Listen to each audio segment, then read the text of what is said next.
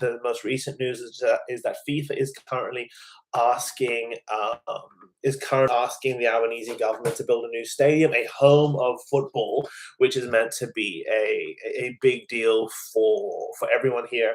So that's where we're really seeing everything right now is that. Let me just see if I can share this here on X. Share a link on X. Hold on a second here. Get the link. I'll see if I can get the link. And I'll see if I can just, oh, not here, X. Here we go. So I'm going to do it through that way and get in through there. Maybe it's a bit too on the left. What do you reckon?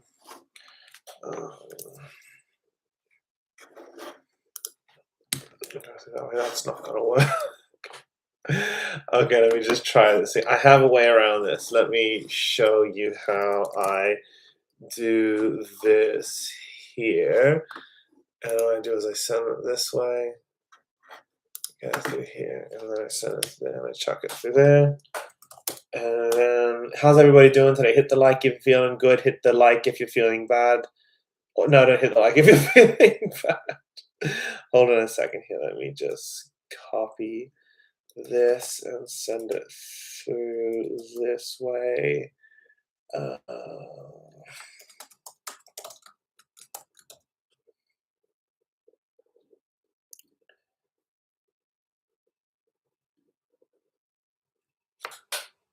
Okay.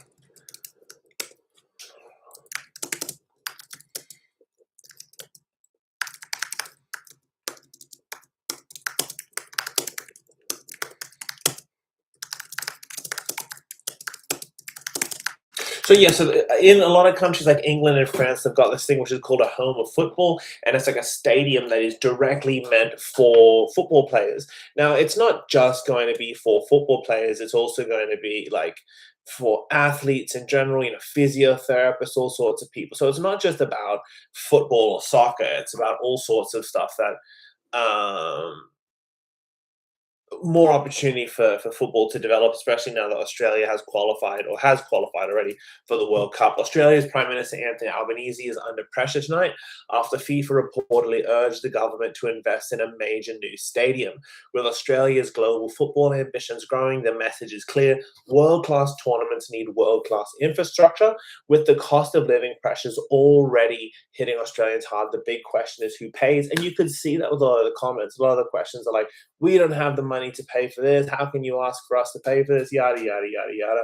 But ultimately, it is just something that is becoming a bit tricky. What do you guys think? Should we build a new stadium, or should we, as a lot of other people say, should we throw it into helping the homeless, helping those in need? But who cares about that sort of stuff, Or is it just meant to be like this? You're going to Jinxie. This is what I do when I'm feeling a bit cold. I'm not warmed up to the level that I'd like. I'm just going to have it here. We continue onwards. Okay.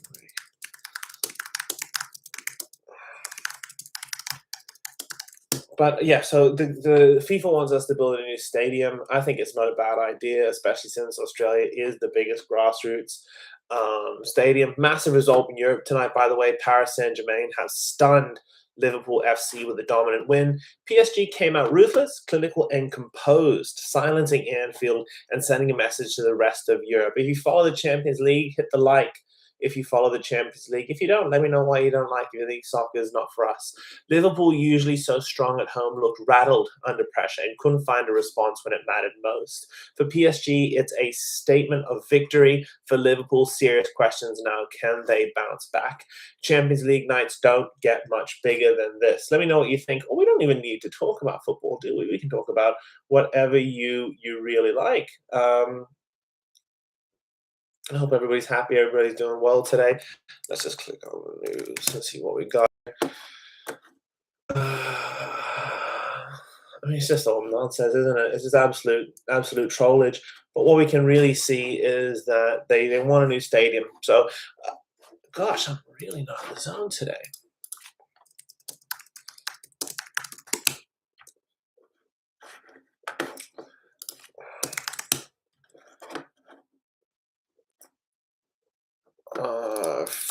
FIFA Australia. Here we go. Uh, home of football. Here we long overdue. FIFA rights to Albo over football home. Let's just see what it's on here. FIFA has written to Anthony Albanese urging the federal government to help support the construction of a permanent home of football as Australia risks losing pace with the world's leading nations. AAP understand both FIFA Secretary General Matthias Grafstrom and the president of the Asian Football Confederation, Salman bin Ibrahim Al Khalifa, have sent letters of support to the federal and New South Wales state government, backing a Football Australia bid to help construct a new home, a national home. Australia was just one of four nations alongside Denmark, Poland, and Senegal who qualified for the men's 2022 World Cup to not have a national base. I mean, it's good for finance, it's good for all sorts of stuff for us to have a national base.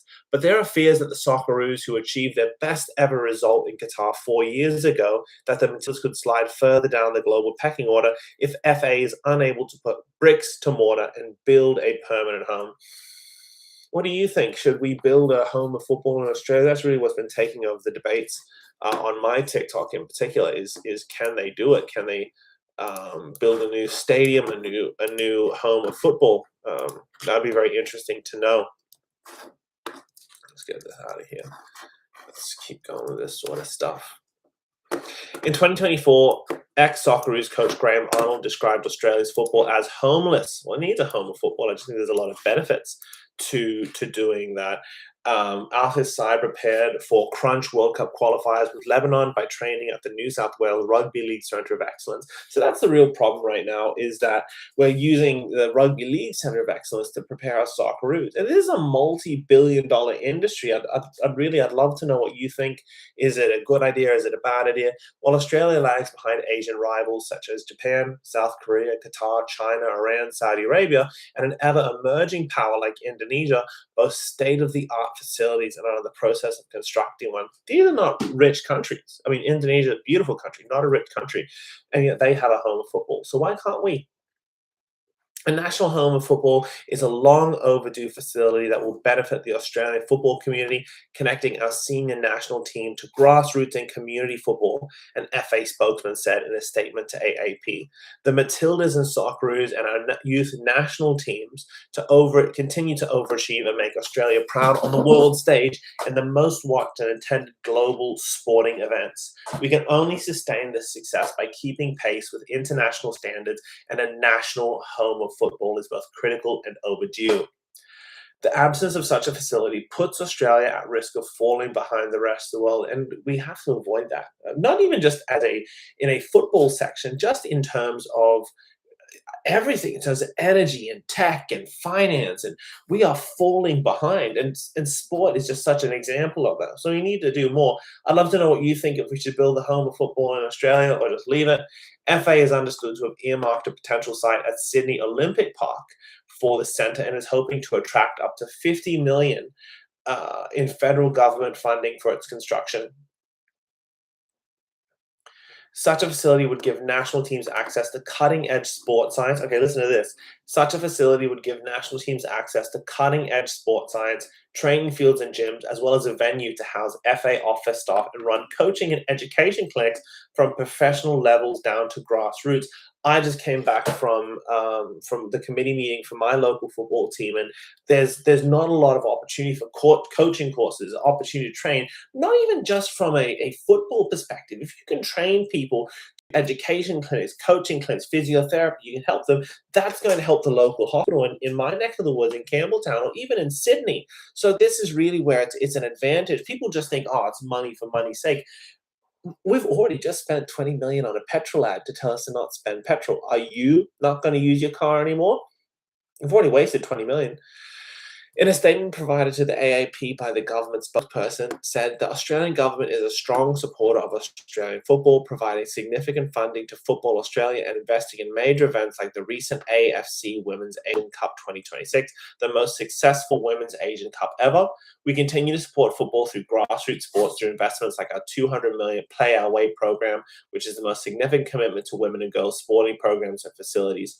All investments in capital infrastructure, such as stadiums, are considered as part of the usual budget processes. So they're not going to help us. But I don't think we should even be asking the federal government to help us do a home of football. There's not a developer around that would want to build a new stadium at all. I mean, I just love to know what you think. I'd love to know if you think it's a good idea or it's a bad idea. If you think it's a good idea, oh sweet Jesus, and whether or not it's a really cool idea. Where do I even begin? Where do I even begin? Hold on a second, guys. Let me just do that here. We'll do that here.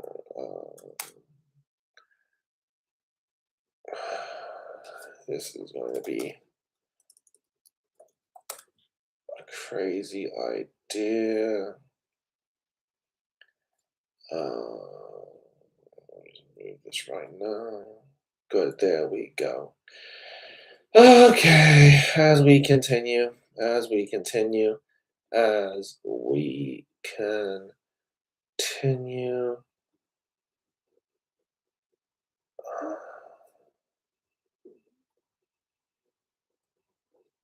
Yeah. All right, moving on. Australia must move on from its obsession with dual nationals. The FIFA World Cup is drawing ever closer, and with it, speculation over which players Socceroo head coach Tony Popovich will take to the tournament continues to intensify. Mercifully, with the finish line in sight, this has also seen a receding of the dominant position that dual nationals, Australian-born players eligible to represent other nations through their ancestry, have held over the discourse surrounding the national team. And maybe with a bit of breathing room that allows us to pause and reflect on why these figures, often teenagers who by definition are unproven on the international stage, hold such sway over Australian conversations and if they merit such an oversized role. Be it Niktorios Triantis opting for Greece, Adrian Sagitic going to Croatia, Christian Volpata waiting for Italy, or the saga surrounding Alex Robertson, much of the past 4 years feels as though it's been dominated by columns speculating where a handful of youngsters will commit their international futures. And this phenomenon isn't going away anytime soon. Heading in the opposite direction in the same window that Sagitic opted for Croatia, no less, Hibernian striker Antti Suter became the latest in a long line of players with Australian ancestry to pledge for the Socceroos, joining Martin Boyle, Harry Suter, and Fran Karasic amongst a recent cohort called up before ever actually stepping foot on Australian soil. Australia has benefited richly over the years from its ability to lure foreign born members of its diaspora to its national teams, and its identity as a nation of immigrants means that other countries have long cast their eyes over its talent pool. And in an increasingly cosmopolitan world in which there is rising respect for Australian players, coaches, and administrators, that this is only going to increase. To pretend otherwise is silly, and should Football Australia not act with a clear strategy to pretend otherwise is silly, one that is embedded from its start of its developmental pathways through to the Socceroos and Matildas themselves, it risks losing significant talent to overseas rivals. But the conversation is nuanced, far more than the zero-sum game it's often reduced to. Popovich, for instance, has adopted a policy of not selling the shirt to anyone. Oh, isn't it just crazy? Isn't it just insane, the stuff that you have to hear? Let's take a look here and see if I can do that. By the way, how's everyone's day doing? I hope everyone's doing well and having an enjoyable time. Let's take a look here. Maybe I should have done it. Maybe I should have done it. Let's just take a look here. Let's see what is happening. Okay.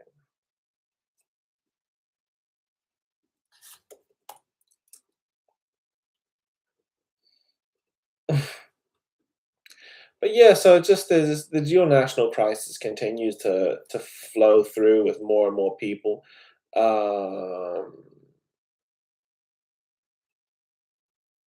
embedding themselves in just a absolute craziness. What can we do? What can we say? That's just the way it is. Let's see if we can get these chat outs going. So let's read some of the comments that we're getting because we are getting a ton of comments regarding this new stadium. This was done through Mac the Knife. Mac the Knife reported recently. Oh, let's turn that off. So if we just go to the comments. Originally, Mac had said because Australia is a second tier sport in Australia. I said on a grassroots level, it's number one. Most parents give their kids get their kids into soccer. Mac denied for it. I would like to see the figures for that as about of 20 people that I would know, about two would play soccer. Probably depends on the state and the ethnic makeup of that state. Regardless, we are still a second tier nation for soccer. Rugby league and perhaps cricket and union are the only one tier one sports in Australia. I wonder though, is it tier one because is it tier one? Is it tier one because that's what people really care about, or is it tier one because there's infrastructure and money put towards it of people's choice, or because that is where the money flows?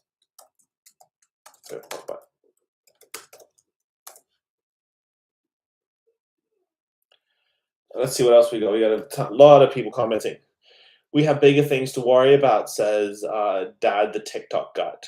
Um, what do you think? Is there stuff that Australia has to worry about more before another stadium? I'm sure there's lots of other people who would agree with that statement, but I mean, I care about it. Hakeem. Hey Lex, how you doing? We continue on with some of the activity. A lot of people commenting. Earlier comments said our best athletes are playing Aussie rules. That's fair. There's lots of lovely players who are playing Australia Aussie rules. That's just the truth. Not the biggest soccer football fan, but wasn't Australia in the running for the World Cup but lost to Qatar with controversy? That's a fair point as well. I mean, the whole Qatar World Cup was big on controversy and the issues that were following it. So who knows? Who knows what the truth is? Would you like it if there was a World Cup in Australia, or would you not be that interested? I'd love to know what you think about this. Let's get out of here.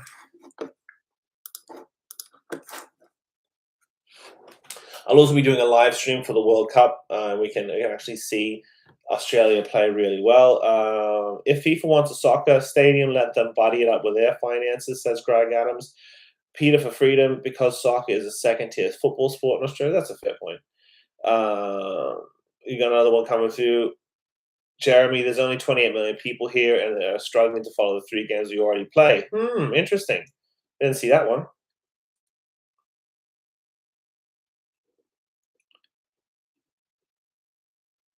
What do you guys think? What do you guys think? Should we have a more of a talk about? Let's continue on with some of the comments, and they're really lighting up.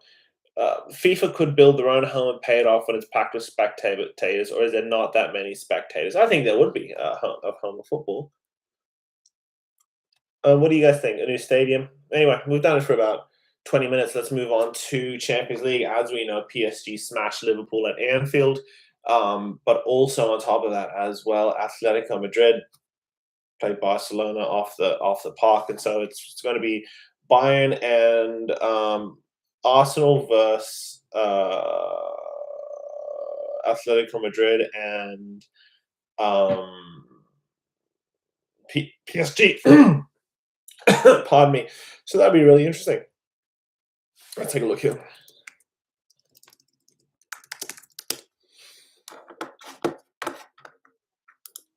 Oh, so injury. Arnie Slot feels really bad. Ekatike injury and laments missed Liverpool chances. Arnie Slot once again lamented Liverpool's wastefulness in front of goal after they were knocked out of the Champions League by Paris Saint-Germain and suffered the added blow of losing Hugo Ekatike to a potential serious injury. Liverpool produced a vastly improved second leg display after the European champions, but exited at the quarter-final stage after a 4-0 aggregate defeat. Ousmane Dembele scored twice late on to extinguish Anfield's hope of another European comeback. Slot says, I have to give a lot of credit to the players for how hard they worked and to the fans for helping us execute our game plan by always getting behind us. Unfortunately, it was another example of us not being able to score from one of the many chances we had, which isn't true. Arnie Slot got smacked by PSG at Anfield. If you think that Arnie Slot should stay, let me know in the comments, but I think he has to go. I mean, who wants to keep him now, of all places? Win a few games at one person. That's true. It's not a good cultural fit. Way to nationality based, and the way the fans behave is disappointing. We are a sport-loving nation, but we enjoy a good time.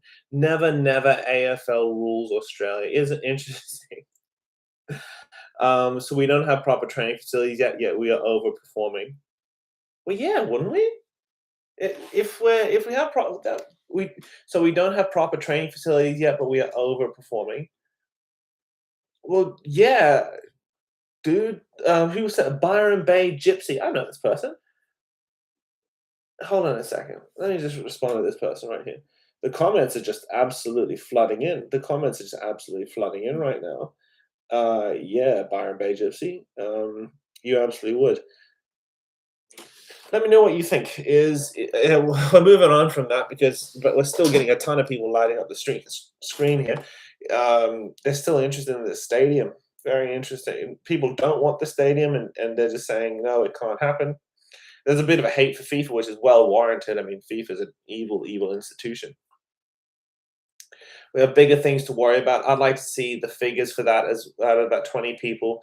We all know FIFA uses some of its corruption-based cash and pay for it then. Okay, now let's continue onwards.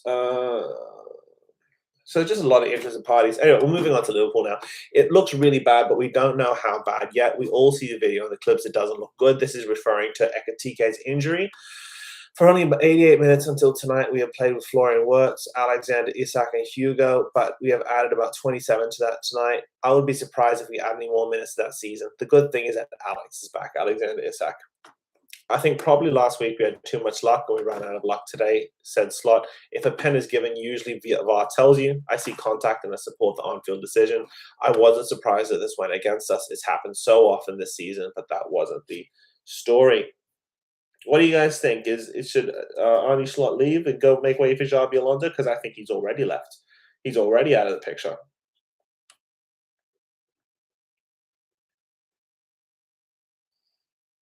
Let's take a look here. A really good response. But I'd love to know what you think. We have a great show planned for today.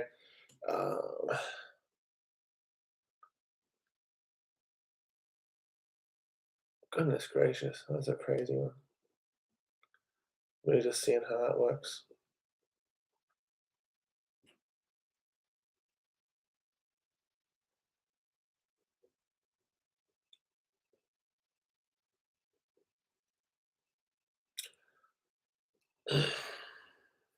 But anyway, we continue onwards.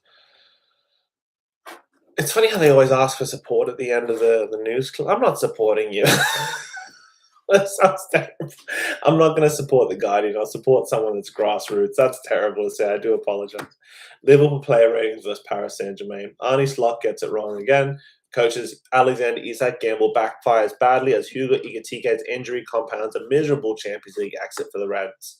Liverpool hopes of salvaging a shocking season washed away on a miserable night at Anfield that saw Luis Enrique's men progress to the semi-finals of the Champions League 4-0 on aggregate. So isn't that not a good thing? The Swede was inevitably a non-entity for the first 45 minutes. He lasted on the pitch, and to make matters worse, Liverpool lost Hugo Ekatike to a serious-looking injury during a tight and tense first half in which PSG dominated. All these messages. In which PSG and Dembele killed the contest with a fine finish from the edge of the area after a swift counterattack from the reigning European champions before adding a simple second late on. Goals rank all of the Liverpool players on show as they were knocked out of Europe by PSG for the second consecutive season, but this time in a far more comprehensive and damaging fashion. So, I mean, Liverpool, it's kind of funny because Liverpool were seen as the favourites to win the Premier League and the Champions League. They had in their minds this unstoppable squad, the experience of Mo Salah, Alexander Isak, Trent Alexander-Arnold had gone to make way for Kirkes. Florian Wirtz was to be this sort of lock picker that could break open the match. Did not happen. Did not happen at all.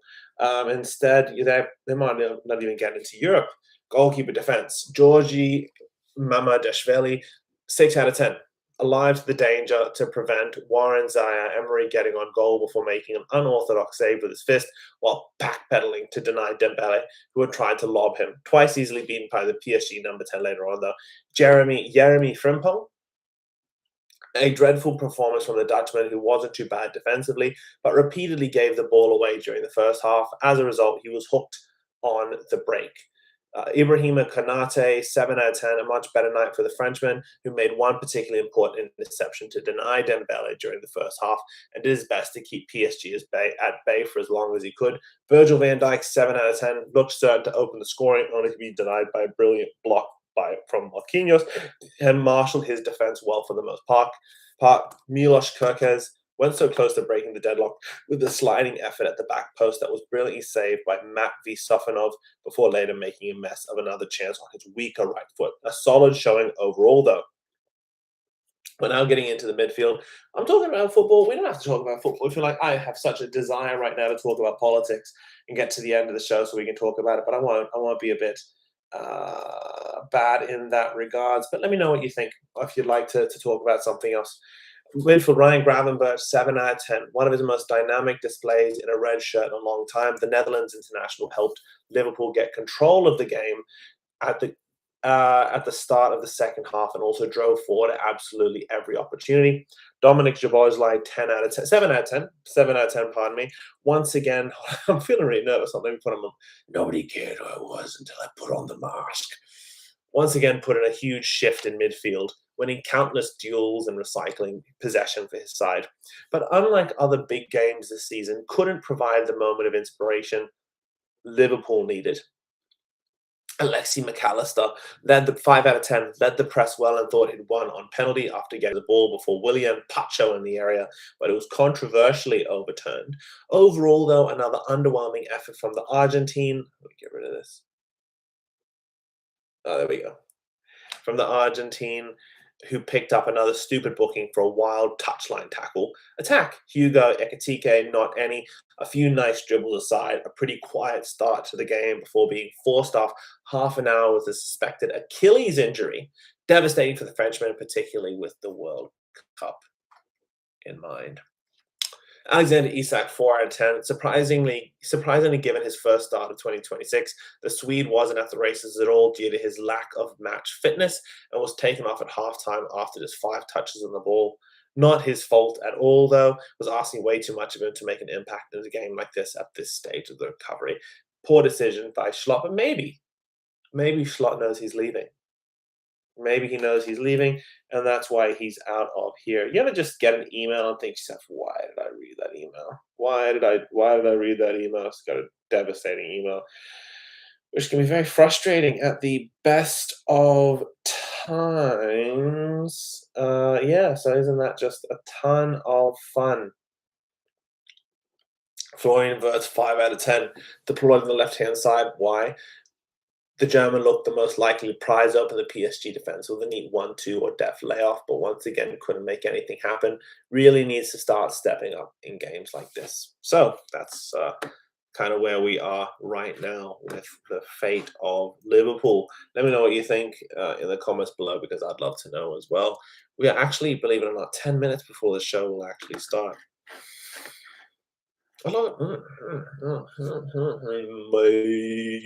Goodness gracious. Always with the nonsense. Always with the nonsense.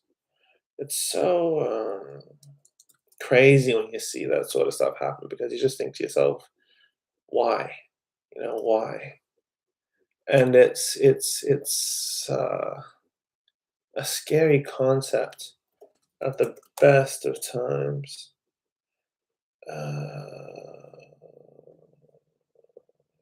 56 seconds of cricket. It's scary. It's really scary. But let me know how your day is going. We don't have to talk about football if you don't want to. We don't have to talk about anything, really.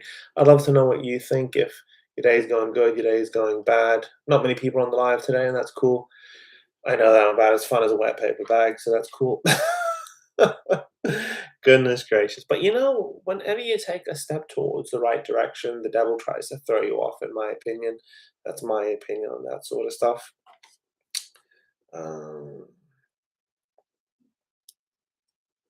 Let's take a look here.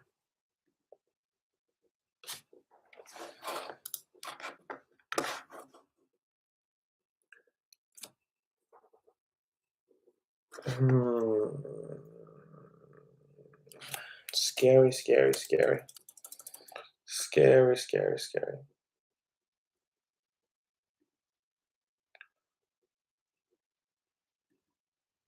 Why did I put this post up? Why did I put that post up? Anyway, I hope everybody's day is doing well. How's everybody going today? Hey, thanks for joining, Kane. We're talking about Liverpool in the Champions League.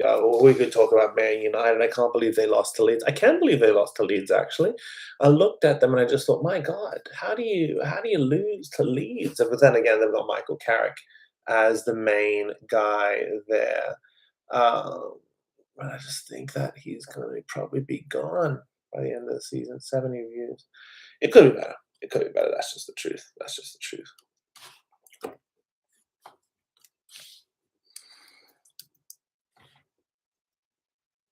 Let's just see here. Um, let's have some fun. Let's do some ads.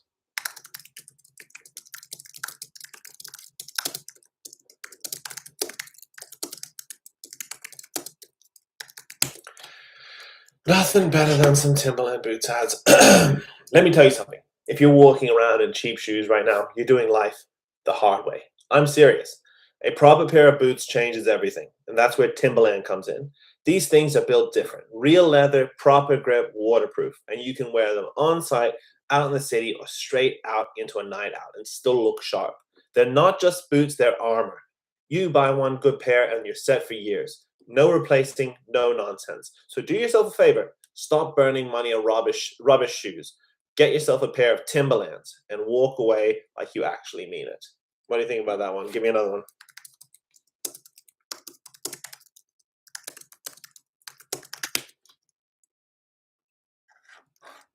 All right, quick one. You ever get to the end of the week and think, I've earned this? Not a cheap drink, not something rushed, a proper glass of wine. Something bold, something smooth, something that actually slows the night down. That's what a good bottle does. It changes the pace. Whether it's a deep red with dinner or a crisp white on a warm night, it's not about drinking more, it's about drinking better. So next time you're standing there staring at the shelf, don't go for the cheapest option. Pick something with a bit of character because a good wine doesn't just taste better, it makes the whole night feel different.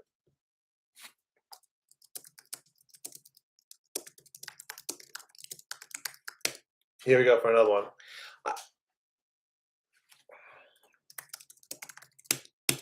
I got another one coming up right now.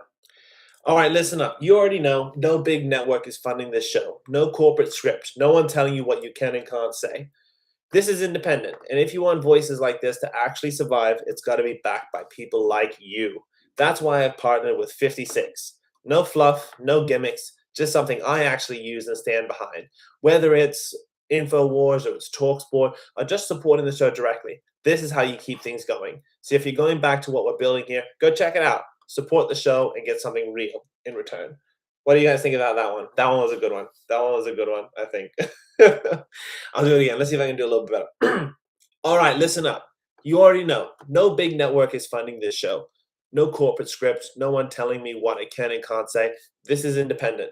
And if you want voices like this to actually survive, you got to be backed up. It's got to be backed up by people like you. That's why I've partnered with 56. No fluff, no gimmicks, just something I actually use and stand behind. Whether it's TalkSport or it's InfoWars or it's Goldbridge or just supporting the show directly, this is how we keep this thing going. So if you go back, that's what we're building here. Go check it out, support the show, and get something real in return. Uh, I hope you guys like that one. Let's do another one. That was actually a really good one. Really good ad. What would you guys prefer? Would you prefer like a podcast or would you prefer like what do you like to watch online? So you finish your day, you've come home, you've done the 9 to 5, probably the 8 to 6 if you're anything like me, and then you finish up and you get in front of your smartphone. What do you like to look at? Me personally, I just go on Instagram. I'm guilty of going on TikTok. If I'm feeling like being like that, I'll go on a good book. But that's rare nowadays. I'm reading a book right now. I'm reading Harry Potter, but that's me and the kids. What do you guys like to read? Let me know. Like the channel if you like to read. I hope you should. You should read. It's good to read. All right, real talk. If you're dragging yourself through the day on bad sleep, weak coffee, and pure willpower, you're already behind. You need something that actually hits. That's why I've been using 56 energy drink. No crash, no nonsense, just clean, sharp energy when you need it most. Early mornings, late nights, or right before you go live and need to be on. This isn't one of those sugary drinks that spikes you and drops you. This is a focus. This is drive. These are things getting things done. So if you're serious about your day, grab a can, lock in, and get after it.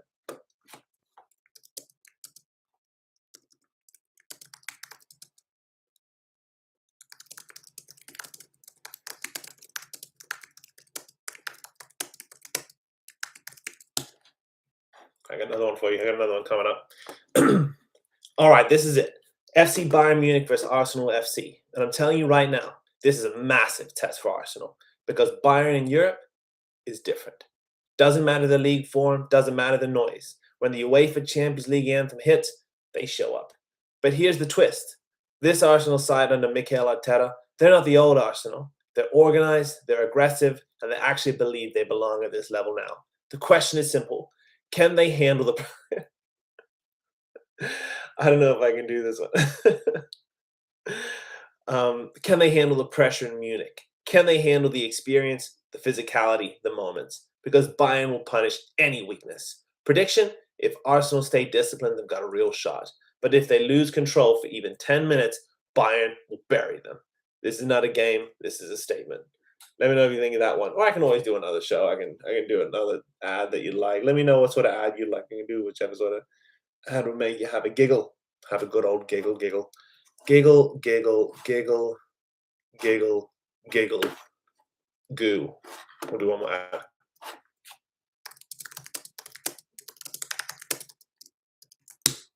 I don't know if you guys ever get buying gold ads. I get bombarded. I get absolutely bombarded with buying gold. Oh, you need to buy gold. You need to buy silver. You need to do that sort of stuff. Oh my God, this is disgusting. This is absolutely disgusting. I look like Roberto De Zerbi.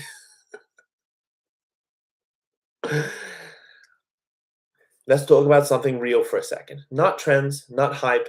Oh my God, I can't take myself seriously. I have to take a photo of this and send it.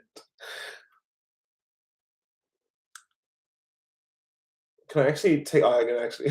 I'm gonna send it to because right now everyone's moving. Markets, currencies, interest rates, all up in the air.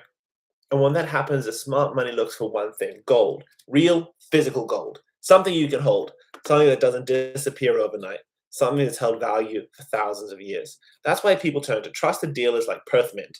No nonsense, no guesswork, just real assets. So if you're thinking long term, protecting what you built, stop relying on systems you don't control. Look into gold because when things get uncertain, gold stays. What do you think of that one? That wasn't the best, I think. I think I actually kind of bungled that one up. Oh, what's this? Oh, wow. Isn't it funny? Isn't it funny? Let's continue onwards with that sort of stuff. All right. But we got a great show planned for today. We really do. Yeah, like I mentioned, they want to build. I can't take myself seriously with this.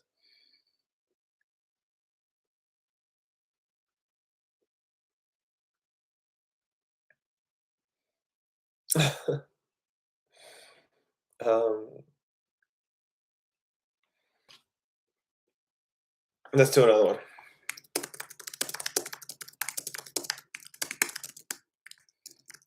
Here we go. Here's another one. Another one coming up. Quick reality check. Everything today is digital. Numbers on a screen, markets moving up at the click of the button, and just as quickly, it can all turn. So the question is what actually holds? For centuries, the answer's been the same: gold. Not because it's flashy, because it's reliable. It doesn't depend on a company performing. It's not tied to one government. And when uncertainty hits, people don't run away from gold, they run to it. That's why institutions, everyday investors, still trust places like Sydney Mint. It's simple. Gold isn't about getting rich overnight, it's about staying protected over time. So if you're thinking long term, ask yourself what you actually own and what you can actually rely on. Because when everything else moves, gold holds. Okay, so where are we going with this right now? So basically, what's happened is there's renewed talk of sacking Arnie Slot after he lost to PSG. So that's just a really bad thing. I think Arnie Slot's gone, and Xabi Alonso's probably going to come in and take a big hold of that. So I'd love to know what you think about that. Yeah, and where we're going because it's a very interesting sort of show we've got planned here. Wait a second.